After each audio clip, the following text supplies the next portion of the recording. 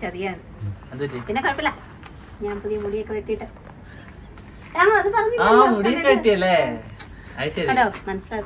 മനസ്സിലാകത്തില്ല, അത്ര നല്ലതായിട്ട് ഞങ്ങൾ ഇന്റർവ്യൂ എടുക്കാൻ വേണ്ടി ലോകം മുഴുവൻ സഞ്ചരിച്ചിട്ട് ലാസ്റ്റ് കറങ്ങി തിരിഞ്ഞ് വീട്ടിൽ തന്നെ. അത് തന്നെ, ഇവിടുന്ന് നല്ല ആംബിയൻസ് ഉള്ള സ്ഥലമുണ്ട്, അതുണ്ട് ഇതുണ്ടെന്നൊക്കെ പറഞ്ഞ് വിളിച്ചോണ്ട് പോയി. പക്ഷെ അവിടെ ആൾക്കാരായി പോയി, ആളും തിരക്കൊക്കെ ഉള്ളപ്പോഴത്തേനും നടന്നില്ല. നമുക്ക് അങ്ങനെ വലിയ ഇന്റർവ്യൂ ആയിട്ടൊന്നും ഇല്ല. ഞാൻ ചുമ്മാ എനിക്ക് അറിയാനുള്ള കുറച്ച് കാര്യങ്ങൾ എന്റെ ചാനലിൽ അതെന്താണ് അങ്ങനെ ഒരു അത് ഞാൻ ചെയ്യും. അപ്പൊ ഭയങ്കര വലിയ സെലിബ്രിറ്റി ഒക്കെ അല്ലേ? എങ്ങനെയുണ്ട്? വലിയ സെലിബ്രിറ്റി അല്ലേ? തീർച്ചയായിട്ടും. അല്ല ഞാൻ പറയാം, അതാണോ ചോദ്യം? അതൊരു ചോദ്യമാണ് എന്റെ.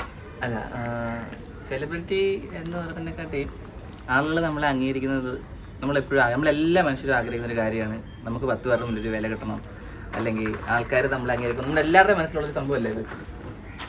അത് ഒന്നും ഇല്ലാതിരുന്നൊരു സമയത്ത് നമുക്കത് കിട്ടിയില്ല. പക്ഷേ ഇപ്പം നമുക്ക് സത്യം പറഞ്ഞാൽ ഈ സീരിയൽ വന്ന് ബേസിക്കലി സാന്ത്വനത്തിൽ വന്ന് ഏഷ്യാനെറ്റിൽ വന്നതിന് ശേഷം ഉണ്ടാകുന്നൊരു ഇമ്പാക്റ്റ് അത് നല്ല വ്യത്യാസമുണ്ട്. I am really enjoying it. എല്ലാവരും നല്ലപോലെ നമ്മളത് ആസ്വദിക്കുന്നുണ്ട്. എന്താ, നമ്മൾ എവിടെയോ എന്തോ എത്തി അല്ലെങ്കിൽ എത്തുന്നു എന്നുള്ളൊരു തോന്നൽ മനസ്സിൽ തോന്നുന്ന ഒരു സിറ്റുവേഷനാണ് ഇപ്പം. കാരണം പുറത്തിറങ്ങുമ്പോൾ 10 പേര് നമ്മുടെ അടുത്ത് സ്നേഹത്തോടെ വന്ന് സംസാരിക്കുക, സീരിയലിൻ്റെ കഥ ചോദിക്കുക, അല്ലെങ്കിൽ ആകാശ് കൊള്ളാട്ടോ സൂപ്പറാട്ടോ. ചിലർ വന്നിട്ട് പറയും മനെ ഇച്ചിരി നട്ടലൊക്കെ ആവാം, ലേശം നട്ടലൊക്കെ ആവാം എന്നൊക്കെ പറയുമ്പോഴത്തേനും അവരെന്നെ തിരുത്തി പറയാറുണ്ടോ, ഇന്നുണ്ടോ കഥാപാത്രം അങ്ങനെ ആയതുകൊണ്ടല്ലേ നന്നായിട്ട് ചെയ്യുന്നുണ്ടെന്നൊക്കെ. അവരുടെ അഭിപ്രായങ്ങളൊക്കെ കേൾക്കുമ്പോൾ നമുക്ക് ഭയങ്കര സന്തോഷമാണ്. പുറത്തിറങ്ങുമ്പോൾ ഇങ്ങനെ ചിലപ്പോൾ ഇങ്ങനെ നടന്നു പോകുമ്പോഴായിരിക്കും 10 പേരുടെ ഇടയിൽ നടന്നു പോകുമ്പോഴായിരിക്കും ആകാശം ഇങ്ങനെ പറയും. അപ്പോൾ ചില സമയത്തൊക്കെ കുറേ ഇങ്ങനെ പോയി കഴിയുമ്പോഴത്തേനും അമ്മ പറയും, അമ്മയും ഞാനോടായിരിക്കും മിക്കവാറും അവിടെയൊക്കെ പോകുന്നത്. അപ്പോൾ അമ്മ പറയും, നോക്കടാ ഞാൻ നോക്കി വരുമ്പോൾ അവർ തിരിഞ്ഞു പോകും, പിന്നെ നമ്മൾ ചെന്ന് പോകും. അങ്ങനെ പിന്നെ ചിലരുടെ അടുത്ത് അങ്ങോട്ട് വയ്യാതിരിക്കുന്നുണ്ട് അടുത്തിട്ട് അങ്ങോട്ടൊക്കെ നമ്മൾ സംസാരിക്കുകയൊക്കെ ചെയ്യും. അവർക്ക് ഭയങ്കര സന്തോഷമാണ്. അപ്പോൾ ഞാനത് എൻജോയ് ചെയ്യുന്നുണ്ട് പിന്നെ സത്യം. അപ്പോൾ ആ പറഞ്ഞതിൽ തന്നെ ഞാൻ അടുത്തൊരു ക്വസ്റ്റ്യൻ ചോദിക്കട്ടെ. ഇപ്പം നമ്മളെ കാണുമ്പോൾ ആൾക്കാർ വരുന്നു, സംസാരിക്കുന്നു. അപ്പം ആദ്യമായിട്ട് ഫസ്റ്റ് എത്രയായാലും അത് നമ്മുടെ മനസ്സിൽ ഉണ്ടാവും. ആ ഒരു സിറ്റുവേഷൻ അത് എങ്ങനെയുണ്ടായിരുന്നു? ആ ഒരു സിറ്റുവേഷൻ ഓർമ്മയുണ്ടോ? സിറ്റുവേഷൻ ഓർമ്മയുണ്ടെന്ന് ക്ലിയർ അല്ല. കാരണം ഇന്നലെ സത്യം പറഞ്ഞാൽ ഇന്നലെ ഞാനൊരു അമ്മയോട് ചോദിച്ചു, അമ്മേ ഇന്നലെ ഞങ്ങൾ തിയേറ്ററിൽ പോയിട്ടുണ്ടായിരുന്നു.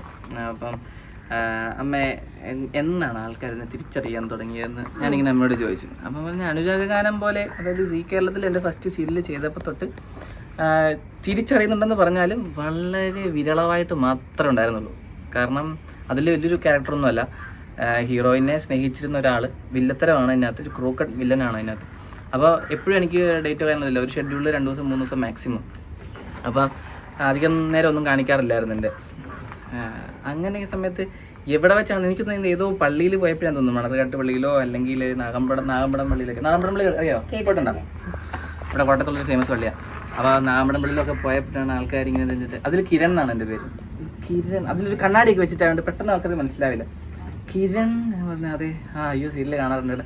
ഇതിനും അയ്യോ കൊള്ളാലോ, ഈ സാധനമാണ് നമ്മളെന്തെങ്കിലും ആയല്ലോ, എന്തൊക്കെ ആയല്ലോ. നേരത്തെ നമ്മളതിലൂടെ നമ്മളെപ്പോഴും പോകുന്ന സ്ഥലങ്ങളാണ് ഇതൊക്കെ. അന്ന് ആർക്കും നമ്മളെ അറിയില്ല, സാധാരണ എല്ലാവരും കാണുന്ന പോലെ തന്നെ.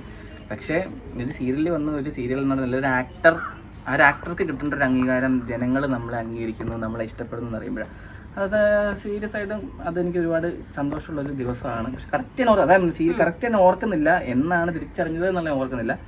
പക്ഷെ സീ കേരളം അത് കഴിഞ്ഞ് പിന്നെ സൂര്യനിലേക്ക് വന്നപ്പോൾ കുറച്ചുകൂടെ ആൾക്കാർ പരിചിതമായി. ആനന്ദരാഗം, സൂര്യയിൽ ആനന്ദരാഗം വന്നപ്പം കുറച്ചുകൂടെ ആൾക്കാർക്ക് പരിചിതമായി. ഒരു അമ്മച്ച വഴി വെച്ചൊക്കെ തല്ലാനൊക്കെ പിടിച്ചു. വില്ലനായിരുന്നു അതിനകത്ത്. നീ ആ പെമ്പിള്ളേരെ ഇട്ടുണ്ട് കഷ്ടപ്പെടുത്തല്ലേടാന്ന് പറഞ്ഞിട്ട് ഓട്ടോ നിർത്തിയിട്ടിട്ടുണ്ട്. പിന്നെ അവർക്ക് എല്ലാം മനസ്സിലായിട്ട് പോയി. പിന്നെ അത് കഴിഞ്ഞപ്പോൾ കൈരളിയിൽ ചെറിയൊരു സാധനം ചെയ്തു. ഇപ്പോൾ ഏഷ്യാനെറ്റ് വന്നപ്പോഴാണ് ഈ പറഞ്ഞ സാധനം ഏറ്റവും കൂടുതൽ ഒരു ഇമ്പാക്റ്റ് എന്നുള്ള രീതിയിൽ നമുക്ക് കിട്ടിയിരിക്കുന്ന അംഗീകാരം. ഇപ്പം ഫസ്റ്റ് സീരിയൽ പറഞ്ഞില്ലേ, അതിൽ ശരിക്കും നെഗറ്റീവ് അല്ലായിരുന്നോ? നെഗറ്റീവ് ആയിരുന്നു. അപ്പം ആ നെഗറ്റീവിൽ നിന്ന് ഇപ്പോൾ ഒരു പോസിറ്റീവ് ക്യാരക്ടർ എന്താ? 2 ക്യാരക്ടറിൽ ഏത് ക്യാരക്ടർ നെഗറ്റീവ് ചെയ്യാനാണോ ഇഷ്ടം, പോസിറ്റീവ് ചെയ്യാനാണോ ഇഷ്ടം? ഏതാ എളുപ്പം? എനിക്ക് നെഗറ്റീവും കോമഡിയും ചെയ്യാൻ ഭയങ്കര ഇഷ്ടമായിരുന്നു. നെഗറ്റീവും കോമഡിയും ചെയ്യും. കാരണം നെഗറ്റീവ് ചെയ്യുമ്പോഴും കോമഡി ചെയ്യുമ്പോഴും നമുക്ക് ഒരുപാട് അഭിനയ സാധ്യതകളുണ്ട് അതിനകത്ത്. കുറേ വില്ലത്തരം വർക്കൗട്ട് ഈ ക്യാമറ പിടിച്ചുകൊണ്ടിരിക്കുന്നവന് അറിയാം. അതിൻ്റെ അകത്ത് പക്ഷെ എനിക്ക് തോന്നുന്നു ബിബിയുടെ ഫേസിന് കുറച്ചുകൂടി കോമാളിത്തര സാരികളൊക്കെ എനിക്ക് ഇഷ്ടമാണ്, അതൊക്കെ ചെയ്യാൻ ഇഷ്ടമാണ്. ഈ ആനന്ദരാഗത്തില് നാച്ചുറലി വരും. അതെ. അല്ല, അപ്പൊ പൊന്നു പറയുന്നത് അപ്പൊ ഇപ്പം ചെയ്യുന്നതിൽ നാച്ചുറാലിറ്റി ഇപ്പൊ ചെയ്യുന്നത് അതാണല്ലോ. അല്ല, ഞാൻ ആനന്ദരാഗത്തില് പക്ക ഒരു ക്രൂക്കഡ് വില്ലനായിട്ട് വന്നിട്ട് കുറച്ച് എല്ലാം കോഴിത്തരമൊക്കെ ഉള്ള ഒരു ടൈപ്പാ വന്നിട്ട് ലാസ്റ്റ് ടൈപ്പ്. ഈ സത്യം പറഞ്ഞു കഴിഞ്ഞാൽ ആ സീരിയൽ ഞാൻ കാണുന്നതായിരുന്നു. എനിക്കറിയത്തില്ല. ഞാൻ ഫസ്റ്റ് ബിബിയെ നമ്മള് വീട്ടിൽ വന്നിട്ട് ഒരു ദിവസം ഇതിരുന്ന് പറഞ്ഞു അതിലേതാ ആ കണ്ണാടി വെച്ച്. അപ്പോഴാണ് എനിക്ക് മനസ്സിലാവുന്നത് അത് ബിബി ആയിരുന്നു. അനുരാഗാനം പോലെ എനിക്ക് അറിയത്തില്ലായിരുന്നു. ഞാൻ അനുരാഗാനം പോലെ കാണുമായിരുന്നു. അതിൽ ഷർട്ടൊക്കെ ഇൻസേർട്ട് ചെയ്ത് പാന്റൊക്കെ ഇട്ട് ഒരു കയ്യിൽ എപ്പോഴും ബാഗ് കാണും, പിന്നെ കണ്ണാടി സ്പെക്സ് ഒക്കെ തിരിപ്പുണ്ട്, അതൊക്കെ വെച്ചിട്ടുള്ള സെറ്റപ്പിലാണ് അത്. പിന്നെ ആനന്ദരാഗത്തിൽ ചെന്നപ്പോഴത്തേനും നിങ്ങളുടെ അമ്മമ്മ കണ്ടോണ്ടിരിക്കുന്ന ആളെ നേരിട്ട് കണ്ട് എന്നെ മനസ്സിലായില്ല. എന്നിട്ട് പിന്നെ പറഞ്ഞു കഴിഞ്ഞപ്പോഴാ മോനാണോ അത് ആരെങ്കിലും പറഞ്ഞിട്ടുണ്ടോ? അതായത് നേരിട്ട് കാണാനാണ് ഭംഗി എന്നോട് ആദ്യം പറഞ്ഞത് ഇപ്പഴാ. സീരിയലിൽ വന്നതിന് ശേഷം അത് ഫസ്റ്റ് എന്നെ കണ്ടിട്ട് ഇവനോട് പറഞ്ഞു തോന്നുന്നു അല്ലേ? അതായത് സീരിയലിൽ കാണുന്നതിനെക്കാട്ടിലും കുറച്ചുകൂടെ ആള് സ്മാർട്ടായിട്ട് തോന്നുന്നത് നേരിട്ട് കാണുമ്പോഴാണ് പൊന്നിയാ പറയുന്നത്. പക്ഷെ ഒരുപാട് പേര് അതിന് ശേഷം പറഞ്ഞിട്ടുണ്ട്. എനിക്ക് തോന്നുന്നു അതിലെ ഞാൻ യൂസ് ചെയ്യുന്ന ഷർട്ട്സ്, അതിന്റെ പാറ്റേൺസ്, ക്യാരക്ടർ അങ്ങനെയാണ്. ആ ഒരു ക്യാരക്ടർ അങ്ങനെയാണല്ലോ, ഒരു നിഷ്കുവാണല്ലോ. അപ്പം ആ ഒരു ലുക്ക് പിടിച്ചത് കൊണ്ടായിരിക്കാം നേരിട്ട് കാണുമ്പോഴത്തേനും ഇങ്ങനെ ഇച്ചിരി നല്ല അത്യാവശ്യം നല്ല ഒരു ഷർട്ടും കാര്യങ്ങളും ഇങ്ങനെ യോയോ സൈപ്പൊക്കെ ഇട്ട് നടക്കുന്നതുകൊണ്ട് ആൾക്കാർക്ക് നേരിട്ട് കാണുന്ന. അതില് നിഷ്കു എന്ന് പറയുമ്പോ പുറത്തിറങ്ങും പറയുന്നത് നീ കുറച്ചു മുമ്പും പറഞ്ഞു നട്ടല്ലില്ലാത്തവൻ, അങ്ങനെയൊക്കെ ആൾക്കാർ പറയുമ്പോൾ സങ്കടം തോന്നും. ഇല്ലില്ല, അതൊരിക്കലും സങ്കടം വരത്തില്ല. കാരണം എനിക്ക് തന്നിരിക്കുന്ന ക്യാരക്ടർ ഇത് ആദ്യം തന്നെ നമ്മുടെ പ്രൊഡ്യൂസറും നമ്മുടെ ഡയറക്ടറും ഇത് ബ്രീഫ് ചെയ്തനുസരിച്ച് ഈ ക്യാരക്ടർ ഇങ്ങനെയാണ്. എടാ അച്ഛൻ എന്ത് പറഞ്ഞാലും നീ അത് അംഗീകരിക്കാം. നിന്റെ ഭാര്യ പറയുന്നതും അച്ഛൻ പറയുന്നത് രണ്ടും നിനക്ക് അംഗീകരിക്കണമെന്ന് ആഗ്രഹമുണ്ട്. നീ ആരുടെ കൂടെ നിൽക്കണമെന്ന് അറിയാൻ മേലാതെ നിൽക്കുന്ന ഒരു സിറ്റുവേഷനാണ്. ഇത്ര നാളും വളർത്തി കഷ്ടപ്പെടുത്തിയ അച്ഛനാണ്, സ്നേഹിച്ച ഭാര്യ വന്നു, ഇങ്ങനെ പറയുമ്പോഴത്തേനും ഇതിൻ്റെ നടുക്ക് പെട്ടുപോകുന്ന ഒരു അവസ്ഥയാണ്. ആരുടെ കൂടെ നിൽക്കണം എന്നറിയാൻ മേലാതെ നിൽക്കുന്ന ഒരു കഥാപാത്രമാണ് ആകാശ്. അപ്പം അത് ആ ഡയറക്ടർ പറയുന്നത് അല്ലെങ്കിൽ റൈറ്റർ എന്ത് പ്ലാൻ ചെയ്ത് എന്ത് ഉദ്ദേശിക്കുന്നത് അതുപോലെ കൊടുക്കാൻ പറ്റുന്നത് അതുകൊണ്ടാണ് അങ്ങനത്തെ ഒരു സംഭവം വന്നിരിക്കുന്നത്. അതെനിക്ക് അംഗീകാരം തന്നെയാണ്. ഇപ്പം പണ്ടത്തെ പോലെ അല്ല കേട്ടോ, ആൾക്കാർ ഒരുപാട് പേർക്ക് ഇപ്പോൾ മനസ്സിലായി തുടങ്ങി ഇത് അഭിനയമാണ്, ആക്ടിങ് ആണ് എന്നുള്ളത് ഇപ്പോൾ ഒരുപാട് പേർക്ക് മനസ്സിലായി തുടങ്ങിയിട്ടുണ്ട്. അപ്പോൾ അവർ പറയും ആദ്യം ഇങ്ങനെ പറയും നട്ടല്ലൊക്കെ ആവാൻ കേട്ടോ എന്ന് വേണ്ടില്ല, ചുമ്മാ പറഞ്ഞ കേട്ടോ അഭിനയാണെന്ന് എനിക്ക് അറിയാം എന്നൊക്കെ ആൾക്കാർ പറയും. പണ്ട് അങ്ങനെയല്ല, പണ്ട് ഒരുപാട് പേർക്ക് അർച്ചനയ്ക്കൊക്കെ അടി കിട്ടിയിട്ടുണ്ട്. അടി കിട്ടിയിട്ടില്ല നമുക്കൊന്നേ ഉള്ളൂ. അപ്പം അത് സത്യം പറഞ്ഞാൽ അംഗീകാരമായിട്ട് തന്നെ എടുത്തിരിക്കുന്നത്. കാരണം ആ കഥാപാത്രം എന്താണോ ഡിമാൻഡ് ചെയ്യുന്നത് അതെനിക്ക് കൊടുക്കാൻ പറ്റുന്നുണ്ട് എന്നുള്ളത്. ശരിക്കും പാഷൻ എന്ന് പറയുന്നത് ഈ ഒരു ഫിലിം അല്ലെങ്കിൽ സീരിയൽ ഇൻഡസ്ട്രി എന്നുള്ളതാണോ അതോ വേറെ എന്തെങ്കിലും ഒരു കരിയർ? അതായത് ഞാൻ പഠിച്ചത് ഇപ്പോൾ ലാസ്റ്റ് MBA HR വരെ ഞാൻ പഠിച്ചിട്ടുണ്ട്. അത് കഴിഞ്ഞിട്ട് ചെറിയൊരു ജോലിയൊക്കെ ആയിട്ട് വർക്ക് ഫ്രം ഹോം ഒക്കെ ആയിട്ട് ഇങ്ങനെ പോയപ്പോഴാണ് മറ്റേ സീരിയലുകൾ റണ്ണിങ് ആയിരുന്നു. പക്ഷേ ത്രൂ ഔട്ട് ഈ 15 ദിവസം കൊണ്ട് ഡേറ്റ് വരുന്നത് ഇപ്പോൾ സാന്ത്വനത്തിലാണ്. അപ്പോൾ അതുകൊണ്ട് വന്നപ്പോൾ രണ്ടും കൂടെ മിക്സ് ആയപ്പോഴാണ് ഞാൻ ആ ജോലി വിട്ടത്. പക്ഷേ കുഞ്ഞിലെ തൊട്ട് അഭിനയിക്കണം, സിനിമ, TV, സീരിയൽ എന്നൊക്കെ ഉള്ളൊരു ആഗ്രഹം ഉണ്ടായിരുന്നു. അങ്ങനെ ആഗ്രഹിച്ച് കുറച്ച് ഷോർട്ട് ഫിലിമിൽ ആദ്യം അഭിനയിച്ചു. ഇടവക എന്ന് പറഞ്ഞൊരു ഷോർട്ട് ഫിലിമാണ് ഞാൻ ഫസ്റ്റ് ചെയ്തത്. നിതിൻ ലൂയിസ് ഡയറക്റ്റ് ചെയ്തത്, നമ്മുടെ കോട്ടയത്തുള്ള. അതിലാണ് ഫസ്റ്റ് അഭിനയിച്ചത്. അത് കഴിഞ്ഞിട്ട് നേരെ ഞാൻ ഒറ്റ ഷോർട്ട് ഫിലിം അഭിനയിച്ചിട്ട്, അല്ല 2 ഷോർട്ട് ഫിലിം കേട്ടോ. അത് 2 ഷോർട്ട് ഫിലിം അഭിനയിച്ചതിന് ശേഷം നേരെ ഞാൻ ചെന്ന് പോകുന്നത് സിനിമയിലോട്ടാണ്. അതൊരു ഓഡീഷൻ കോഴിക്കോട് വെച്ച് നടന്നൊരു ഓഡീഷൻ നേരെ സിനിമയിലോട്ടാണ് പോയത്. പടം ഫ്ലോപ്പായി പോയി. പക്ഷെ അതൊരു എക്സ്പീരിയൻസ് ആയിരുന്നു. 1 മാസം ഫുള്ള് കോഴിക്കോട് മുക്കത്തായിരുന്നു.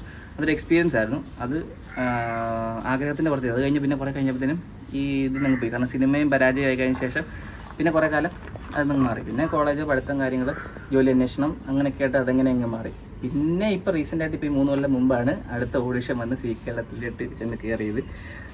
അതും നല്ല ആഗ്രഹം ഉണ്ടായിരുന്നു. പക്ഷേ വേണോ എന്നുള്ള മൈൻഡിലാണ് പോയി ഓഡിഷൻ അറ്റൻഡ് ചെയ്തത്. പക്ഷേ ഓഡിഷൻ അറ്റൻഡ് ചെയ്തു. ഏകദേശം എനിക്കൊന്നൊരു 1400-1500 പേരുണ്ടായിരുന്നു ഇതിൽ കണ്ടസ്റ്റൻസ് ആയിട്ട്. അതിൽ 4 പേർക്കാണ് സെലക്ഷൻ കിട്ടിയത്. അത്രയും പേര് 4 പേർക്കാണ് സെലക്ഷൻ കിട്ടിയത്. അതിലൊന്ന് ഞാനായിരുന്നു. ഭാഗ്യവശാൽ അതിലൊന്ന് ഞാനായിരുന്നു. അങ്ങനെ കയറിയതാണ്. ഞാൻ ആനന്ദരാഗാനം പോലെ കഴിഞ്ഞ് ആനന്ദരാഗത്തിൽ അത് കണ്ടിഷ്ടപ്പെട്ട് ആനന്ദരാഗത്തിൽ വന്ന് ആനന്ദരാഗത്തിൽ കണ്ടിഷ്ടപ്പെട്ട് മറ്റേ ഈ കൈരളിയിലെ പ്രോഗ്രാമിൽ വിളിച്ച് അങ്ങനെ ഓരോന്നും കണ്ട് ഇപ്പം 4ാമത്തെ പ്രൊജക്റ്റിൽ വന്നിരിക്കുന്നു. അഭിനയം കുഞ്ഞിലെ മുതൽ ഉണ്ടെന്ന് പറയത്തില്ലേ? ചെറുപ്പം മുതൽ ഒരു നാണോ ഇല്ലായിരുന്നു എനിക്ക്. അതെനിക്കറിയാം. ഒരു ഫോട്ടോ എനിക്ക് റിവീൽ ചെയ്യാനുണ്ട്. അച്ഛൻ ഭയങ്കര സിനിമ ഇതിനോടൊക്കെ ക്രേസ് ഉള്ള ഒരാളായിരുന്നു. അങ്ങനെ ഒരുപാട് സ്ട്രഗിളും കാര്യങ്ങളും ഒക്കെ അനുഭവിച്ചിട്ടുണ്ട്, അത് നമുക്കറിയാം. അപ്പം അതിൽ നിന്നുള്ള ഒരു എന്താ പറയാ, ഒരുപാട് ആൾക്കാരുടെ പരിഹാസങ്ങളും കാര്യങ്ങളൊക്കെ കേട്ടിട്ടുണ്ട്. അപ്പൊ അവരോടൊക്കെയുള്ള ഒരു വാശി അങ്ങനെയുണ്ടോ ഉള്ളില്? ഉണ്ട്. അത് വേറൊന്നുമല്ല, അച്ഛ പണ്ട് തൊട്ടേ ഈ സീരിയൽ മേഖലയിൽ എത്തിപ്പെടണമെന്ന് ആഗ്രഹിച്ചൊരു ആളാണ്. അച്ഛ ഇപ്പോൾ കുവൈറ്റില്ല. അപ്പം ഒരുപാട്, അതായത് എന്തെങ്കിലുമൊക്കെ ഒന്ന് ആവണം എന്നുള്ള രീതിയിൽ അച്ഛ സീരിയൽ മേഖലയിൽ തെളിയിക്കാൻ ശ്രമിച്ചു. പക്ഷെ അറിയാമല്ലോ, കുറേ കാലം മുമ്പാണ്, ദൂരദർശൻ്റെ ഒരു സമയത്താണ്. അപ്പോൾ ഈ നാട്ടുകാരും കുറേ ബന്ധുക്കളും ഫ്രണ്ടുക്കളും ഒക്കെ കുറേ പരിഹസിച്ചു. കാരണം കുറേ നമ്മുടെ നഷ്ടങ്ങളുണ്ടായി. ഇപ്പം അമ്മയുടെ ആണെങ്കിലും ഇപ്പോൾ സ്വർണ്ണമാണെങ്കിലും അല്ലാതെ പൈസയാണെങ്കിലും ഒരുപാട് നഷ്ടങ്ങളുണ്ടായി. സ്വന്തം വീട്ടിൽ നിന്ന് പോലും ഉണ്ടായി. അവൻ കുറേ കൊണ്ട് തൊലച്ചില്ലേ, നശിപ്പിച്ചില്ലേ എന്നുകൊണ്ട്. അപ്പം ഇതൊക്കെയാണ് എന്തായിരുന്നു. എന്നാലും ജോലി ഉണ്ടായിരുന്നു, ജോലി കാര്യങ്ങളൊക്കെ നോക്കുന്നുണ്ടായിരുന്നു, ഗൾഫിലുണ്ടായിരുന്നു. എന്നാലും നാട്ടിൽ ഇരിക്കുന്ന സമയത്ത് ഇതായിരുന്നു പരിപാടി. അപ്പം പിള്ളയെ കൊണ്ട് കുഴി ചാടിച്ച് ഒരുപാട് പേര്. ഒന്നും അറിയില്ലായിരുന്നു, സീരിയലിനെ പറ്റി ഒന്നും അറിയില്ലായിരുന്നു. അന്നും അഭിനയിക്കാനല്ല, പ്രൊഡ്യൂസ് ചെയ്യാനുള്ള പരിപാടിയായിരുന്നു. അപ്പം ചുമ്മാ ഫോട്ടോ എടുത്തുകൊണ്ട് നടന്നവൻ ഒരു ദിവസം വന്നിട്ട് ക്യാമറാമാനാണ്, ഡയറക്ടറാണെന്നും പറഞ്ഞ് എന്നിട്ട് പുള്ളിയെ പറഞ്ഞ് പറ്റിച്ച് കുറേ പൈസ അവിടെ ഇവിടെ ഒക്കെ കൊണ്ട് തുലച്ച്. ലൊക്കേഷൻ കാണാൻ വേണ്ടിയിട്ട് വണ്ടി വാടകയ്ക്ക് എടുത്ത് ഇങ്ങ് ചെന്നൈക്ക് പോകുന്നു, അവിടെ പോകുന്നു, ഇവിടെ പോകുന്നു, അങ്ങനെ കുറേ നശിപ്പിച്ചപ്പം നാട്ടുകാരും ബന്ധുക്കളും എല്ലാം ഒബ്വിയസ്ലി എല്ലാവരും പറയും. അങ്ങനെ അവർ പറഞ്ഞ് പുള്ളി അങ്ങനെ കണ്ടകാലം തളർത്തി കളഞ്ഞു. അപ്പം എനിക്കിങ്ങനെ ചെറിയൊരു കഴിവുണ്ട് എന്ന് ഇവരൊക്കെ അറിഞ്ഞതിനൊക്കെ ശേഷം എന്നെയും കയറ്റാൻ പല രീതിയിൽ ശ്രമിച്ചു കുഞ്ഞിലെ തൊട്ടേ. പക്ഷെ അത് നടന്നില്ല. പക്ഷെ ഇപ്പോൾ അപ്പൻ നശിപ്പിച്ച മേഖല എന്ന് പറഞ്ഞ ആ ഒരു മേഖലയിൽ തന്നെ ആ പറഞ്ഞ ആൾക്കാരുടെ മുന്നിൽ കൂടെ തന്നെ നെഞ്ചി പിരിച്ച് എനിക്ക് നടക്കാൻ പറ്റുന്നുണ്ടെങ്കിൽ അത് ദൈവാനുഗ്രഹം തന്നെയാണ്. അച്ഛ അതുപോലെ ആഗ്രഹിച്ചൊരു ഒരു എന്താ പറയുക, ഒരു വേദിയാണ് ഈ ടെലിവിഷൻ വേദി എന്ന് പറയുന്നത്. അപ്പോൾ അവിടെ അച്ഛയുടെ അതേ മുഖച്ചായുള്ള ഞാൻ തന്നെ നിൽക്കാതെ പറയുന്നത്. അച്ഛയ്ക്ക് ഭയങ്കര ക്രെഡിറ്റ്. ഇപ്പോഴും പലയിടത്തോട്ട് ഇറങ്ങി കഴിഞ്ഞാൽ ഉടനെ വണ്ടി എന്ന് പറഞ്ഞ വീഡിയോ കോൾ അച്ഛ ആരിലൊക്കെ അടുത്ത് വന്നോടാ, പിന്നെ അടുത്ത് വന്ന് ഫോട്ടോ എടുത്തു എന്നൊക്കെ പറയുമ്പോഴത്തേക്കും അച്ഛയ്ക്ക് ഇപ്പോഴും അഭിമാനമാണ്. അച്ഛയ്ക്ക് ഭയങ്കര ഇഷ്ടമുള്ള. അപ്പം ഒരുപാട് പേർക്ക്, ഞങ്ങളുടെ ബന്ധുക്കൾക്ക് അല്ലെങ്കിൽ വീട്ടുകാർക്ക് അയൽവക്കക്കാർക്ക് ഒക്കെ അവൻ കളഞ്ഞതിന് ഇപ്പം അവൻ തിരിച്ചു പിടിച്ചല്ലോ എന്ന് പറയുന്നുണ്ട്. ഒത്തിരി പേര് പറയുന്നുണ്ട്. അങ്ങനെ ഫെയിം ആയതിലാണല്ലോ എന്ന് ഓർത്ത് നമ്മുടെ അടുത്ത് വരുന്നവരുണ്ട് കേട്ടോ. അങ്ങനെയുള്ളവരെ നൈസായിട്ട് നമ്മളങ്ങ് മാറ്റി നിർത്താൻ നല്ലത്. കാരണം നമ്മളൊന്നും ഇല്ലാതിരുന്ന സമയത്ത് നമ്മളെ പുറംകാലിനെ ചവിട്ടുകയും എന്തെങ്കിലുമൊക്കെ ആയ സമയത്ത് അയ്യോ മക്കളെ ഒഴിവാന്ന് പറഞ്ഞ് വരുന്നവർ നമ്മൾ അടുപ്പിക്കേണ്ട കാര്യമില്ല. ഉണ്ടോ? ഇല്ലല്ലോ. അപ്പം ഇപ്പം കുറേ പേര് പറയുന്നുണ്ട് കേട്ടോ. ഒത്തിരി ബന്ധുക്കൾ ഇപ്പോൾ അല്ലാതെ തന്നെ സ്നേഹമുള്ളവർ പറയുന്നുണ്ടായിരുന്നു. ഓക്കെ കളഞ്ഞ് തിരിച്ച് പിടിച്ചല്ലോ. അച്ഛൻ കളഞ്ഞില്ലെങ്കിൽ റിഗ്രറ്റ് ഒന്നുമില്ല. കാരണം നന്നാകണം എന്നുള്ള രീതിയിലാണ് നമ്മൾ ഇൻവെസ്റ്റ് ചെയ്യാൻ നോക്കിയത്. ഇൻവെസ്റ്റ് ചെയ്തത് ആ ഇൻവെസ്റ്റ്മെന്റ് പാളിപ്പോയി, അത്രേ ഉള്ളൂ. അതെ, ഇൻവെസ്റ്റ്മെന്റ് പാളിപ്പോയെന്ന് മാത്രമേ നമുക്ക് പറയാൻ പറ്റത്തുള്ളൂ. അപ്പോൾ നല്ല രീതിയിലായിരുന്നെങ്കിൽ ഇന്നിപ്പോൾ ചിലപ്പോൾ ഞാൻ ഇതിൽ വരില്ലായിരുന്നു. ദൈവത്തിന്റെ ഒരു തീരുമാനം ഇങ്ങനെയാണ്. അപ്പോൾ അത് പോയത് ഇതിൽ തിരിച്ചു പിടിക്കാൻ ദൈവാനുഗ്രഹം ഞാൻ പറയത്തുള്ളൂ. നമ്മുടെ സീരിയലിന്റെ ലൊക്കേഷൻ ട്രിവാൻഡ്രം ആണല്ലോ. കോട്ടയത്തു നിന്ന് ഏകദേശം ട്രിവാൻഡ്രത്തേക്ക് ചേക്കേറി എന്ന് പറയാം. അപ്പൊ ഇവിടെ ഏറ്റവും മിസ് ചെയ്യുന്നത് എന്താ?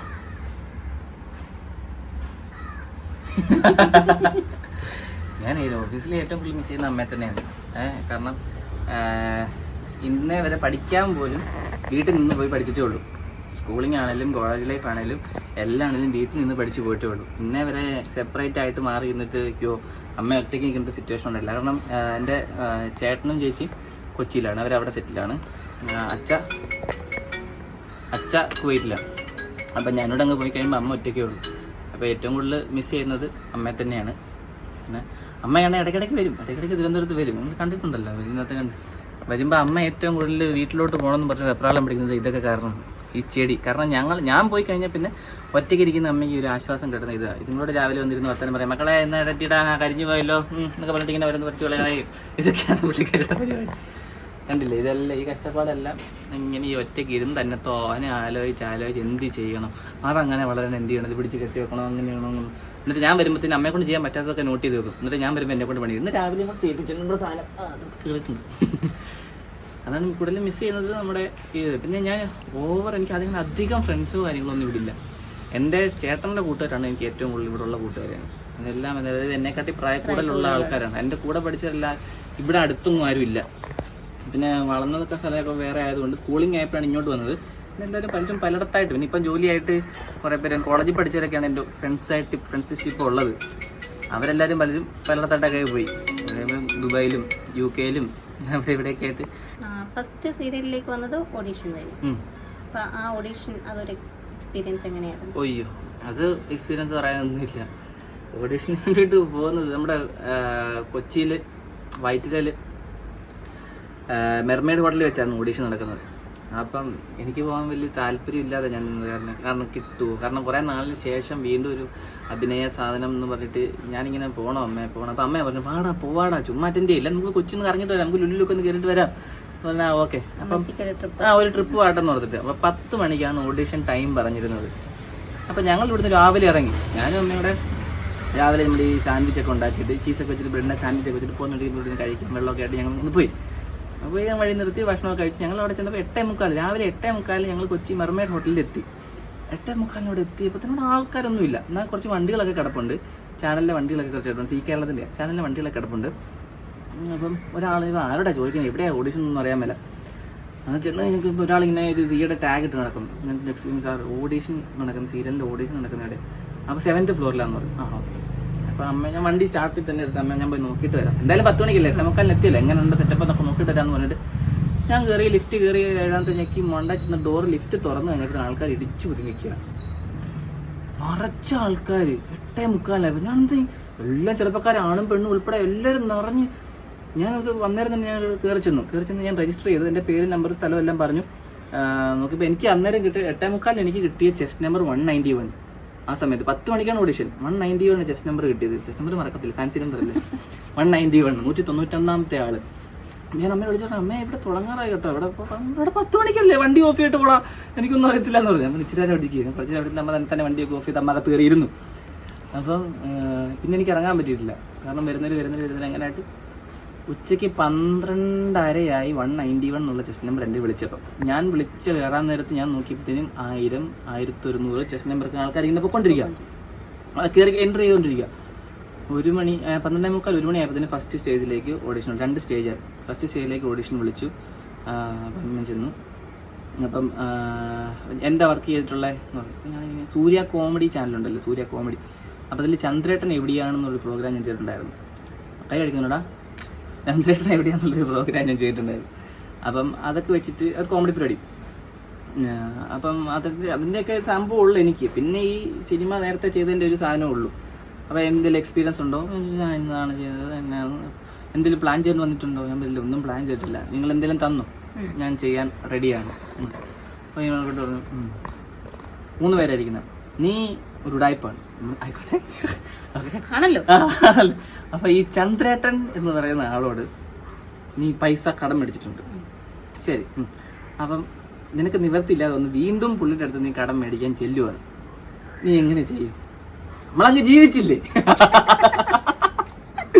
ഇതൊക്കെ നമ്മൾ അഭിനയിക്കണം. അപ്പൊ ചെയ്തു. എന്തൊക്കെയോ അന്നേരം വായ തന്നതൊക്കെ എന്തൊക്കെയോ പറഞ്ഞു. കാരണം ആ ഓപ്പോസിറ്റ് നിൽക്കുന്ന ആളുടെ ഡയലോഗ് നമ്മൾ മനസ്സിൽ കണ്ടിട്ട് വേണം നമ്മൾ റിപ്ലൈ കൊടുക്കാൻ. അത് ഓപ്പോസിറ്റ് പറയാൻ ഒരാളില്ലല്ലോ. അപ്പം അങ്ങനെ ഇരുന്നുകൊണ്ട് അത് സംസാരിച്ചു. അപ്പം അവർ പറഞ്ഞു എന്നാൽ പിന്നെ ക്യാമറ നോക്കിയിട്ട് മൊബൈൽ നമ്പറും പേരും പറഞ്ഞിട്ട് പൊക്കോ അറിയിക്കാമെന്ന് പറഞ്ഞു. അപ്പോൾ അതങ്ങനെ പറഞ്ഞിട്ട് ഇറങ്ങി മാറി ഇരുന്നു. അപ്പോൾ കുറച്ച് കഴിഞ്ഞപ്പോഴത്തേനും ഒരു 10-15 മിനിറ്റ് കൂടെ കഴിഞ്ഞപ്പോഴത്തേനും ഒരു ലിസ്റ്റുമായിട്ട് ഒരാൾ വന്നിട്ട് പറഞ്ഞു ഈ പേര് വിളിക്കുന്നിട്ടില്ല മാറിയിരിക്കുക. അപ്പോൾ പേര് വിളിച്ചിട്ട് ഞാനും ഉണ്ട്, അടുത്ത സ്റ്റേജിലേക്ക് സെലക്ട് ആയി എന്ന് പറഞ്ഞു. ഓക്കെ. അമ്മയെ വിളിച്ചോണ്ട് അമ്മ അടുത്ത സ്റ്റേജിൽ സെലക്ട് ആയി കിട്ടും, പോയി കാപ്പി കുടിച്ചോണ്ടിരുന്നോളാൻ പറഞ്ഞു. ഓക്കെ. അപ്പോൾ പിന്നെ അടുത്ത സ്റ്റേജിൻ്റെ പോയി ഇങ്ങനെ വെയിറ്റിങ്. അടുത്ത സ്റ്റേജ് അതാണ് ഫൈനൽ സ്റ്റേജ്. അടുത്ത സ്റ്റേജിൽ എല്ലാവരെയും പറ്റുന്നില്ല എന്നുള്ളൊരു അന്നേരം തന്നെ പറഞ്ഞു വിടുക, അങ്ങനത്തെ ഒരു പരിപാടിയാണ്. അപ്പോൾ ഞാനിങ്ങനെ കയറി ചെന്നു. സെക്കൻഡ് സ്റ്റേജ് എന്ന് പറയുമ്പം ശരിക്കുള്ള സ്റ്റേജ്, ഒരു തട്ട് പോലെ ഈ ഹൈറ്റിലൊരു സ്റ്റേജ് പോലെ ക്യാമറ 2 ക്യാമറ ഓണാക്കി വെച്ചിട്ടുണ്ട് ക്യാമറമാന്മാർ. പിന്നെ ഒരു 3 പേര് ഫ്രണ്ടിലിരിപ്പുണ്ട്, കാണാൻ നിറച്ച ആൾക്കാർ. ഈ പറഞ്ഞിരിക്കുന്ന ഈ സെലക്ട് ചെയ്തിരിക്കുന്ന ആൾക്കാർ കാര്യങ്ങളെല്ലാം അവിടെ ഒന്നിങ്ങനെ കുത്തിരിപ്പുണ്ട്. അപ്പം എൻ്റെ വിളിച്ചു. അപ്പോൾ തുടക്കത്തിൽ കയറുന്ന പറഞ്ഞു ഓക്കെ പേര് പറയുക, മൊബൈൽ നമ്പർ പറയുക, അതെല്ലാം പറഞ്ഞ ശേഷം എന്തെങ്കിലും പ്ലാൻ ചെയ്തിട്ടുണ്ടോ? ഇല്ല, ഒന്നും പ്ലാൻ ചെയ്തിട്ടില്ല. പ്ലാൻ ചെയ്തിട്ടുണ്ടോ? കപ്പെടുത്തേ. അപ്പം ഞാൻ പറഞ്ഞില്ല ഒന്നും പ്ലാൻ ചെയ്തിട്ടില്ല, എന്തായാലും പറഞ്ഞോളാൻ പറഞ്ഞു, എന്തെങ്കിലും തന്നോളാൻ പറഞ്ഞു. അപ്പോൾ ഓക്കെ കോൺഫിഡൻ്റ് ആണോ? ഞാൻ പറഞ്ഞു കോൺഫിഡൻ്റ് ആണ്. അപ്പം ഇവരിയ്ക്കുന്നവർ ആരൊക്കെയാണെന്ന് പോലും എനിക്കൊന്നും അറിയില്ല. പക്ഷേ ചാനലിലെ മെയിനായിട്ടുള്ള ആൾക്കാരൊക്കെയാണ്. കാരണം 4 സീരിയലിലേക്കുള്ള ഓഡിഷനാണ് അവിടെ നടക്കുന്നത്. പുതിയ 4 പ്രൊജക്റ്റ് വരുന്നു. ആ 4 സീരിയലിലേക്കുള്ള ആൾക്കാർ ഇവിടെ നിന്ന് എടുക്കണം. അതിനാണ് ഇത്രയും ആൾക്കാർ വന്നിരിക്കുന്നത്. അപ്പോൾ ഇവർ പറഞ്ഞു ഒരു ഫണ്ണി ആയിട്ടുള്ള സാധനമാണ് തരാൻ പോകുന്നത്. നമ്മൾ ഓക്കെ ചെയ്യാം. നീ ഒരു നാട്ടിലെ ഒരു ചെറുപ്പക്കാരൻ പയ്യനാണ്, ഇതിൻ്റെ കൂടെ കുറേ വാലുകളുണ്ട്. നിങ്ങളിങ്ങനെ നടന്ന് സംസാരിച്ച് വരുമ്പോഴത്തേനും ഈ കണ്ടം ക്രിക്കറ്റ് നടന്നു, പിള്ളേരുടെ കണ്ടം ക്രിക്കറ്റ്. അപ്പോൾ അതിനിടയ്ക്ക് എന്നിട്ട് നീ ബാറ്റുകൾ ചെയ്തുകൊണ്ടിരിക്കുന്ന ചെറുക്കൻ്റെ അടുത്ത് എന്നിട്ട് ബാറ്റ് പിടിച്ച്, അതായത് നീ സച്ചിൻ തെണ്ടുൽക്കറൊപ്പം വരെ ക്രിക്കറ്റ് കളിച്ചവനാണ് എന്നുള്ളൊരു രീതിയിൽ ചെന്നിട്ട് പൊങ്ങച്ചം കാണിച്ച് ചെയ്യുന്നു. ഫസ്റ്റ് ബോളിൽ ഔട്ടാവുന്നു. ഇതാണ് സാധനം, നീ ചെയ്തോളാൻ പറഞ്ഞു. അപ്പോൾ ഞാൻ ജസ്റ്റ് ഇങ്ങനെ മൊത്തത്തിൽ കറങ്ങനെ ആലോചിച്ച് എന്തൊക്കെയോ ഡയലോഗ് സംസാരിച്ചിട്ട് പൊങ്ങച്ചൻ പറഞ്ഞുകൊണ്ട് ഇങ്ങനെ വന്നു. എന്നിട്ട് അവനെ അയ്യാ ബാറ്റിങ് തരാ, ചേട്ടാ കളിക്കട്ടെ എന്നൊക്കെ പറഞ്ഞിട്ട്, നിനക്ക് സച്ചിനെ അറിയാടാ എന്ന് പറഞ്ഞിട്ട് ഇങ്ങനെ ബാറ്റ് ചെയ്തു. തനിക്ക് സച്ചിനെ അറിയാടാ എന്ന് ചോദിച്ചപ്പോഴത്തേനും ഓപ്പോസിറ്റ് ഒരു ഡയലോഗ് നമ്മൾ മനസ്സിൽ കണ്ടിട്ടാണല്ലോ നമ്മൾ ചോദ്യം ചെയ്തു. പക്ഷേ എൻ്റെ അതിനെ വെട്ടിയിട്ട് അവിടെ ഇരുന്ന ആള് എന്നോട് റിപ്ലൈ തരാൻ തുടങ്ങി. നിനക്ക് സച്ചിനെ അറിയാടാ? അറിയാൻ ചേട്ടാ. അയ്യോ വെട്ട്. കാരണം മനസ്സിലാത്ത, കാരണം അവരുടെ ഉത്തരം നമ്മൾ പ്രതീക്ഷിക്കുന്നില്ല. പിന്നെ അങ്ങോട്ടും ഇങ്ങോട്ടും ഓരോന്ന് പറയാൻ തുടങ്ങി. പുള്ളി റിപ്ലൈ പറയാൻ തുടങ്ങി. നമ്മളതിന് കോമഡി അനുസരിച്ച് ചെയ്യുന്നു. നീ സംസാരിച്ചിരിക്കുന്നത് ബോൾ തന്നെ സമയങ്ങളായിരുന്നു. ബോൾ അറിയുന്നു, പോയാടാ, പോയിട്ടാ സ്റ്റമ്പ് പോയിട്ടാ, അങ്ങനെ ഒരു സാധനം. പിന്നെ കോമഡി ആയിട്ട് ഇവിടെ നടന്നങ്ങനെ പോയി. ചെറിയൊരു സാധനം ചെയ്തത്. അപ്പോൾ ഇഷ്ടപ്പെട്ടു അവർക്ക്. അത് കഴിഞ്ഞ് ഞാൻ ആ ഓഡിഷൻ കഴിഞ്ഞു. ഞാനും അമ്മയോടെ ഞങ്ങൾ ലുലുവിലെല്ലാം പോയി കറങ്ങി തിരിഞ്ഞ് കൊച്ചിയെല്ലാം കറങ്ങി വൈകുന്നേരം ആയപ്പോഴത്തേനും വീട്ടിലെത്തി. എന്നിട്ട് പിന്നെ ഒരാഴ്ചയായിട്ട് വിവരമില്ല, 2 ആഴ്ചയായിട്ട് വിവരമില്ല, ഒരു വിവരമില്ല. 1 മാസം കഴിഞ്ഞപ്പോഴത്തേനും ചാനലിൽ ഒരാൾ വിളിച്ചിട്ട് പറഞ്ഞു സെലക്ഷൻ കിട്ടിയിട്ടുണ്ട്, ഷോർട്ട് ലിസ്റ്റ് ചെയ്തിട്ടുണ്ട്, ഒരു വീഡിയോ എടുത്ത് അയച്ചു തരണമെന്ന് പറഞ്ഞു. ഓക്കെ, അതായത് നിൻ്റെ കൂട്ടുകാരൻ ഭയങ്കര റിച്ചാണ്, അപ്പോൾ നീ ആ കൂട്ടുകാരനെ ഒന്ന് ഉപദേശിക്കണം. നീ കല്യാണം കഴിഞ്ഞാണ്, കൂട്ടുകാരൻ ഭയങ്കര റിച്ചാണ്, പക്ഷെ അവന് കുറച്ച് പ്രായമായി, അവനോട് നീ കല്യാണം കഴിക്കണം. കാരണം അവൻ്റെ ബന്ധുക്കളൊക്കെ അവനെ ചൂഷണം ചെയ്യാൻ തുടങ്ങി, അവൻ്റെ പൈസ വെച്ച് ചൂഷണം ചെയ്യാൻ തുടങ്ങി. അതുകൊണ്ട് നീ അവനെ ഒന്ന് ഉപദേശിച്ച് നല്ലതില്ലാക്ക, ഒരു കല്യാണം കഴിക്കാൻ പറയുക, നിൻ്റെതായിട്ടുള്ള കാര്യം നോക്കാൻ പറയുക, ബാക്കിയുള്ള കാര്യം നോക്കണ്ട എന്നൊക്കെ പറഞ്ഞ് സാധനം ചെയ്യാൻ പറയും. അപ്പോൾ ഞാൻ ഇതുപോലെ നമ്മുടെ ഇടവക എന്നുള്ള ഷോർട്ട് ഫിലിം ചെയ്ത് നമ്മുടെ ടീമിനെ അടുത്ത് പോയി. കാരണം ഫോട്ടോ ഒരു വീഡിയോ എടുക്കാൻ വേണ്ടി, ക്യാമറയിൽ വീഡിയോ എടുക്കാമെന്ന് വെച്ച് നേരെ അവിടെ ചെന്നിട്ടു. അവിടെ ചെന്ന് ദേവകൃഷ്ണൻ, ഇടവകയുടെ ക്യാമറാമാൻ എടുക്കുന്നു, ദേവകൃഷ്ണൻ എം പിള്ളൈ, ഞങ്ങൾ ദേവാന്ന് വിളിക്കും, ദേവ്ജി. അപ്പോൾ ദേവൻ്റെ അടുത്ത് പോയി. ദേവൻ്റെയും പിന്നെ അന്നത്തെ ഡയറക്ടർ നിതിൻ ലൂയിസ് ഞങ്ങളുടെ അടുത്ത് പോയി ഞങ്ങൾ സംസാരിച്ചു. അപ്പം ഞാൻ ദേവനോടെ പോയി അത് ഷൂട്ട് ചെയ്തു. ചുമ്മാ വഴി നിന്നിട്ട് ഇങ്ങനെ ഒരു സംഭവം പറഞ്ഞിങ്ങനെ ഷൂട്ട് ചെയ്തു. ഇതുപോലെ ഓഡിഷൻ പോലെ തന്നെ അവൻ ഇങ്ങോട്ട് റിപ്ലൈ തരുന്നത് പോലെ ഞാൻ അങ്ങോട്ട് കുറേ ഉപദേശങ്ങൾ, ആ ഉപദേശങ്ങൾ എനിക്ക് പറഞ്ഞ അമ്മയാണ് കേട്ടോ, ഡയലോഗ് പറഞ്ഞ അമ്മയാണ്. അപ്പോൾ അമ്മ തന്ന ഡയലോഗ് ഞങ്ങൾ എഴുതി വെച്ചിട്ട് ഞാൻ ആ ഡയലോഗ് പോയി പറഞ്ഞ് ഷൂട്ട് ചെയ്തത്. എന്നിട്ട് ഞാൻ അയച്ചു കൊടുത്തു. എന്താ ഞാൻ ഓർക്കുന്നില്ല, നേരത്തെ പറയായിരുന്നു. അയച്ചു കൊടുത്തു. ഇത് ഓക്കേടാന്ന് പറഞ്ഞു. താടിയും മുടിയൊന്നും വെട്ടരുത്, കാരണം നമുക്കതനുസരിച്ച് മേക്ക് ഓവർ ചെയ്യേണ്ടതാണ്. താടിയും മുടിയും വെട്ടലെന്ന് പറഞ്ഞു. ഓക്കെ. അങ്ങനെ എന്നിട്ട് അങ്ങനെ ഒരു ദിവസം ഒരു കൺട്രോളർ വിളിച്ചു. ഞാനിങ്ങനെ സീരിയൽ കൺട്രോളറാണ്, നിങ്ങളെ ഒരു സീരിയലിലേക്ക് സെലക്ഷൻ ചെയ്തിട്ടുണ്ട്, അതിന് ലുക്ക് ഷൂട്ട് വരുന്നുണ്ട്, നമ്മൾ ആലുവയിൽ വെച്ച് ലുക്ക് ഷൂട്ട് വരുന്നുണ്ട്. അപ്പം ഇത്രാം തീയതി രാവിലെ 6:30-7 മണിയാകുമ്പോഴത്തേന് ആലുവയിൽ ഇന്ന വീട്ടിലേക്ക് എത്തണം, ലൊക്കേഷനൊക്കെ അയച്ചു തന്നു. അപ്പം ഇങ്ങനെ കാര്യങ്ങളൊക്കെ പറഞ്ഞു. ഒരു ചെറിയൊരു നെഗറ്റീവ് ഷേട്ടുള്ളൊരു കഥാപാത്രമായിരിക്കും. ഓക്കെ. ഡയറക്ടർ KK രാജീവ് എന്ന് പറഞ്ഞു. KK രാജീവ്, അപ്പം ദൈവമേ, KK Rajeev first KK Rajeev എന്ന് പറഞ്ഞാൽ നമ്മുടെ മലയാള സീരിയലിലെ പ്രിയദർശന എന്നുള്ളൊരു ലൈനാണ് നമ്മൾ ചെയ്യും. കാരണം KK രാജീവ് നമ്മൾ പേര് കേട്ടിട്ടുള്ളൂ പണ്ട് മുതലേ, ഒരു KK രാജീവ് പരമ്പര, കോമഡിക്കാരൊരു KK രാജാവ് പരമ്പര എന്നൊക്കെ പറയുന്നു. അപ്പോൾ അമ്മയും ഞെട്ടി, KK രാജീവ് രാജീവ് സാറിൻ്റെ അവിടെ, ഓക്കെ വെരി ഗുഡ് എന്നൊക്കെ പറഞ്ഞിട്ട് ചെല്ലുക. അന്ന് ഞാൻ രാവിലെ ഇവിടുന്ന് കുറേ ഡ്രസ്സൊക്കെ ആയിട്ട് വെളുപ്പിന് നമ്മുടെ ബെൻസും എടുത്തോണ്ട് സ്ഥലം വിട്ട് രാവിലെ ആലുവയിൽ അവർ പറഞ്ഞ ലൊക്കേഷനിൽ ആദ്യം ചെല്ലുന്നു. അപ്പം ഞാൻ ചെന്നിട്ടാണ് ഗേറ്റ് പോലും അവിടെ തുറന്നത്, അത്രയ്ക്ക് ഇതായിരുന്നു. അവിടെ ചെന്ന് കഴിഞ്ഞപ്പോൾ കുറേ പേരെ പരിചയപ്പെട്ടു, കുറേ സീരിയലുകാരെ, നമ്മുടെ ബാലചന്ദ്രൻ ചുള്ളിക്കാട് ഉൾപ്പെടെ ഒരുപാട് പേരെ അന്ന് അവിടെ വെച്ച് പരിചയപ്പെട്ടു. അങ്ങനെ അവരന്ന് ഷൂട്ട് ചെയ്തു. അല്ല, അന്ന് എൻ്റെ ഷൂട്ട് ചെയ്തില്ല, പിറ്റേ ദിവസമാണ് എൻ്റെ ഷൂട്ട് ചെയ്തത്. അങ്ങനെ ഞങ്ങൾ ഷൂട്ട് ചെയ്തു, എല്ലാം കഴിഞ്ഞ് പിറ്റേ ദിവസം ഷൂട്ട് ചെയ്തു കഴിഞ്ഞ് തിരിച്ചു പോരുന്നു കഴിഞ്ഞപ്പോൾ ഇപ്പോൾ ചാനലിൽ ഒരു വിവരമില്ല, 1-2 ആഴ്ചത്തേക്ക് ഒരു വിവരമില്ല. ഇതുപോലെ ആൾ വിളിച്ചിട്ട് പറഞ്ഞു നമുക്ക് ഇതിൻ്റെ ഒരു ഹെഡ് കാണണം, ഫിക്ഷൻ്റെ ഒരു ഹെഡ്, രാഘവേന്ദ്രയോ എന്താണ് ആളുടെ പേര് പറഞ്ഞത്, മലയാളിയൊന്നുമില്ല. പുള്ളി കണ്ടിട്ട് ശേഷമേ ആരൊക്കെ വേണം വേണ്ടെന്ന് തീരുമാനിക്കത്തുള്ളൂ എന്ന് പറഞ്ഞ് അങ്ങനെ പുള്ളി കാണാൻ വേണ്ടിയിരുന്നു. കണ്ടു കഴിഞ്ഞപ്പോഴാണ് മനസ്സിലായത് ഈ സീരിയലിന് ഓഡിഷൻ ചെയ്തതിനകത്തുനിന്ന് 2 പേരെ സെലക്ട് ചെയ്തിട്ടുള്ളൂ. ആ ഓഡിഷൻ ചെയ്താൽ അന്ന് മോക്ക് ഷൂട്ടിന് വന്നില്ലേ, മോക്ക് ഷൂട്ടിന് വന്ന് ഷൂട്ട് ചെയ്തതിനകത്ത് 2 പേരെ സെലക്ട് ചെയ്തിട്ടുള്ളൂ. ഒന്ന് ഞാനും, ഒന്ന് ബാലേന്ദ്രൻ ചുള്ളിക്കാടും. ബാക്കി വന്നിരിക്കുന്ന എല്ലാ ആർട്ടിസ്റ്റുകളെയും ഇവർ വേണ്ടാന്ന് വെച്ചു. അയ്യോ അത് ഭയങ്കര ഒരു ദൈവാനുഗ്രഹം പോലെ തോന്നി. കാരണം 1000 ചിലവാനും പേരിൽ ഷോർട്ട് ലിസ്റ്റ് ചെയ്ത് നമ്മളെ സെലക്ട് ചെയ്തു. അതിനകത്ത് ഇങ്ങനെ വന്നിട്ട് ഇത്ര ആർട്ടിസ്റ്റുകളുടെ ഇടയിൽ നിന്ന് എന്നെയും ബാലേന്ദ്ര ചുള്ളിക്കാരനെ മാത്രം, അതായത് ക്യാരക്ടർ വെച്ച് നോക്കിയിട്ടായിരിക്കും അവരങ്ങനെ ചെയ്തത്, അല്ലാതെ അവരുടെ ഒന്നും അഭിനയത്തിന്റെ ഒന്നുമല്ല. ആ കഥാപാത്രത്തിന് ഇവർ ആപ്റ്റ് അല്ല എന്ന് തോന്നിട്ട് അവരെ കളഞ്ഞു. എന്തോ ഇങ്ങനെ ഭയങ്കര ഭാഗ്യമായിട്ട് പിന്നെ നമ്മൾ ഒഫീഷ്യലി ഷൂട്ട് തുടങ്ങാൻ പോവുകയാണ് എന്നൊക്കെ പറഞ്ഞിട്ട് ഷൂട്ട് നമ്മൾ തുടങ്ങി. അങ്ങനെയാണ് ആദ്യം സീക്രത്തിൽ അനുരാഗ് ഗാനം പോലെ എനിക്ക് കാലെടുത്ത് വെച്ചത്. അങ്ങനെ അതിൻ്റെ ഒരു ലൊക്കേഷൻ വെച്ചാണ് നമ്മൾ അടുത്ത അതിൻ്റെ കൺട്രോളറെ കണ്ടത്, മുരുകൻ ചേട്ടനെ കണ്ടത്, ആന്ധ്രാത്തിൽ വന്നതും. അങ്ങനെ അങ്ങനെ അങ്ങനെ അങ്ങനെ അങ്ങനെ ഇപ്പം ഇവിടെ എത്തി. സാന്ത്വനത്തിലേക്ക് വന്നത് ആനന്ദരാഗത്തിൽ നമ്മുടെ ശരൺ ചേട്ടൻ ഉണ്ടായിരുന്നു, ഹരിശാന്ത് പുതുമന. അപ്പോൾ ശരൺ ചേട്ടൻ എന്നോട് ഇങ്ങനെ പറഞ്ഞിട്ട് ഏഷ്യാനെറ്റിൽ ഇങ്ങനെ പുതിയൊരു വർക്ക് വരുന്നുണ്ട്. അപ്പോൾ അതിന് മുമ്പ് നമ്മൾ ഇതിൻ്റെ കൺട്രോളർ ബീച്ചേട്ടനെ നമ്മളിവിടെ തിരുവനന്തപുരത്ത് ക്രിക്കറ്റ് കളിയുണ്ട്, നമ്മുടെ സെലിബ്രിറ്റിയുടെ ക്രിക്കറ്റ് കളിയുണ്ട് CCL. അപ്പോൾ അതിനകത്ത് CCL ആണോ TCL ടെലിവിഷൻ ക്രിക്കറ്റ്, CCL സിനിമാക്കാരുടെ അങ്ങോട്ട് എത്താൻ പോകുന്നേ ഉള്ളൂ. അതാ പറഞ്ഞത്. അപ്പം TCL ഞങ്ങളുടെ ആനന്ദരാഗത്തിൻ്റെ ടീമുണ്ടായിരുന്നു. അപ്പോൾ അവിടെ വെച്ച് ഇങ്ങനെ കണ്ട് നമ്മുടെ ബിജു വെൺപകൽ കൺട്രോളറെ കണ്ട് പരിചയപ്പെട്ടായിരുന്നു. അപ്പം ബിച്ചേട്ടൻ്റെ മനസ്സിൽ ഓൾറെഡി നമ്മളുണ്ട്. അപ്പോൾ ഒരിക്കലും ഇങ്ങനെ ആനന്ദരാഗത്തിൻ്റെ സെറ്റിൽ നിൽക്കുമ്പോഴാണ് ശരൺ ചേട്ടൻ ഇങ്ങനെ പറഞ്ഞിട്ട് ഇങ്ങനെ സീൽ വരുന്നുണ്ട്, നീ ഒന്ന് പോയി കോൺടാക്ട് എന്ന് പറഞ്ഞു. അപ്പം ഞാൻ പോയി കോൺടാക്ട് ചെയ്തു. അപ്പം ബിച്ചേട്ടൻ എന്നെ വിളിച്ചു, എടാ ഇങ്ങനെ സംഭവം ഉണ്ട്, നീ വന്ന് നമ്മളെ കാണണം, എങ്ങനെയുണ്ടെന്ന് നോക്കണം എന്ന് പറഞ്ഞു. നമ്മൾ ചെന്ന് സംസാരിച്ച് പരിചയപ്പെട്ട് കഴിഞ്ഞപ്പം കഥാപാത്രത്തെ പറ്റിയൊക്കെ പറഞ്ഞു തന്നു. അങ്ങനെ ഇഷ്ടപ്പെട്ട് നമ്മുടെ പ്രൊഡ്യൂസർ രമ മാഡത്തിന് ഇഷ്ടപ്പെട്ടു. അപ്പം മാഡം അങ്ങനെ നമ്മളെ കാസ്റ്റ്, അതും ചാനലിൽ സെലക്ട് ചെയ്യണം. ചാനലിൽ എപ്പോഴും 3 ഓപ്ഷൻ നമ്മൾ കൊടുക്കണം, ഏതൊരു ക്യാരക്ടർ സെലക്ട് ചെയ്യാൻ നേരത്ത് നമ്മൾ ഓപ്ഷൻ കൊടുക്കണം. അങ്ങനെ ഓപ്ഷൻ കൊടുത്തതിൻ്റെ അകത്തുനിന്ന് ചാനൽ അവിടെ നിന്ന് നമ്മളെ ഷോർട്ട് ലിസ്റ്റ് ചെയ്ത് നമ്മളെ സെലക്ട് ചെയ്തു. ഇപ്പം മാം ആണെങ്കിലും ബീച്ചാട്ടിനാണെങ്കിലും നല്ലപോലെ ഹെൽപ്പ് ചെയ്തിട്ടുണ്ട്. അപ്പം അങ്ങനെ നമ്മളെ സെലക്ട് ചെയ്തിട്ടാണ് നമ്മൾ സാന്ത്വനത്തിലേക്ക് എത്തിയത്. ദൈവനിയോഗം പോലെ അവിടെ എത്തി. ഇപ്പം നിങ്ങൾ ഇവിടെ എത്തിയത്. അതെ അതെ. അപ്പം അത് വെച്ചിട്ട് അടുത്തൊരു ചോദ്യം ചോദിക്കാം. ഇപ്പം 3 സീരിയൽ ചെയ്തില്ലേ? 3 സീരിയലും പിന്നെ മറ്റേ സിറ്റ്കോം കൈരളി ചെയ്തു. ഓക്കെ, ഞാനിപ്പോൾ സീരിയലിനെ ബേസ് ചെയ്ത് മാത്രം ചോദിക്കാം. ഈ 3 സീരിയൽ ചെയ്തതിൽ ഒരുപാട് സുഹൃത്തുക്കളെ കിട്ടി.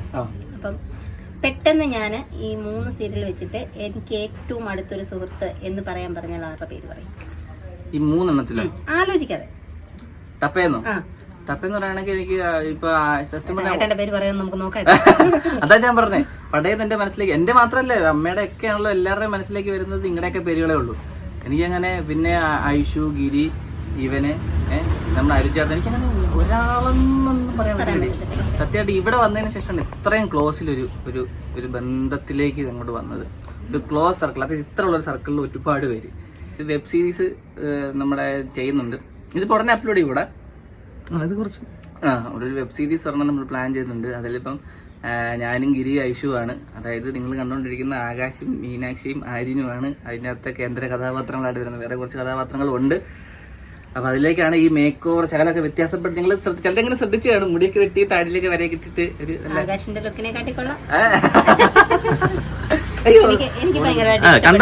വേറൊന്നും പറയാൻ നിൽക്കണ്ട സംഭവത്തെ. ഒരു സാധനം വരുന്നുണ്ട്, അത് ഇഷ്ടപ്പെടും. കാരണം എന്റെ വേറൊരു പാറ്റേൺ ആണ് സാധനം. അതൊരു സർപ്രൈസ് ആയിട്ടിരിക്കട്ടെ, സർപ്രൈസ് ആയിട്ടിരിക്കട്ടെ. ഒരു ഹൈപ്പ് കൊടുക്കാലോ. തീർച്ചയായിട്ടും വേറൊരു പാറ്റേൺ ആണ്. നിങ്ങൾ ഉദ്ദേശിക്കുന്ന പോലെയല്ല സംഭവത്തിന്റെ വരവ്, എൻറ്റയർലി ഡിഫറെന്റ് ആണ്. അതിപ്പോ നമ്മുടെ ഒരു പരീക്ഷണാർത്ഥം നമ്മളിപ്പോ ചെയ്തൊരു സാധനമാണ്. അത് നിങ്ങൾക്ക് ഇഷ്ടപ്പെടും. ഒഫീഷ്യലി അനൗൺസ് ചെയ്യട്ടെ. അത് ഒഫീഷ്യലി അനൗൺസ് ചെയ്യട്ടെ. ഇഷ്ടപ്പെടുന്ന ഒരു കണ്ടന്റ് ആണ് മൊത്തത്തിൽ അതിനകത്തുള്ളത്. സോ ബാക്കി ശേഷം സ്ക്രീനിൽ. യെസ്.